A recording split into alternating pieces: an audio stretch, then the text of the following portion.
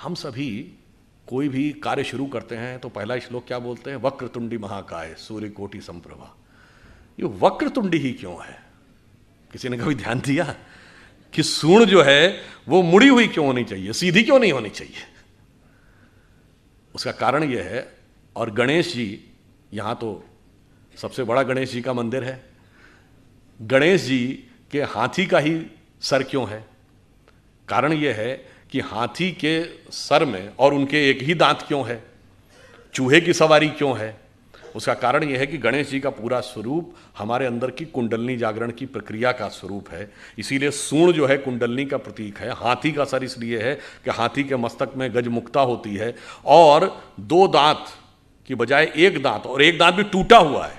वो इसलिए वक्रतुंडी इसलिए कि जो आपकी शक्ति है, जब आप कभी ध्यान लगाते होंगे तो हमेशा वो डाउनवर्ड टेंडेंसी की तरफ होती है। आपका मन हमेशा नीचे व्यर्थ की सांसारिक चीजों की तरफ भागता है।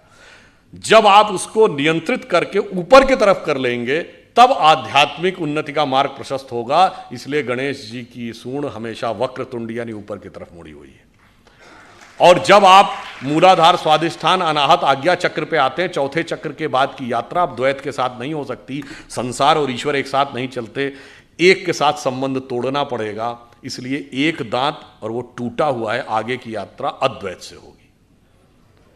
और अब जाके जरा चेक करिएगा, अद्वैत का अर्थ होता है अंग्रेजी में नॉन डुअलिटी। एक वेबसाइट है, जाके चेक करिएगा, SAND, science and non duality. और वो जानते हैं, उसका आप वेबसाइट पे जाएंगे तो पहले ही शीर्षक में क्या लिखा? ओम इज इक्वल टू MC²। क्योंकि जब आप नॉन डुअलिटी में जाते हैं, अब यहां पे आइए, आइंस्टीन ने जो थ्योरी दी E is equal to MC², मतलब एनर्जी मास कन्वर्जन इक्वेशन, तो नॉन डुअलिटी में सिर्फ एनर्जी है। जब आप मास में आते हैं तो दो चीजें हैं ना, mass and energy. But finally मतलब 1900 से पहले सिर्फ law of conservation of mass था, यानी हम मानते थे एक मास दूसरे में चेंज होता है। अब law of conservation of energy है, अब एनर्जी दूसरे में एनर्जी होती है। और फिर मैं कहना चाहता हूं, मैं किसी दूसरे पे कमेंट नहीं कर रहा हूं, हमारा ही एकमात्र अंतिम संस्कार है जिसमें मास एनर्जी में कन्वर्ट होता है।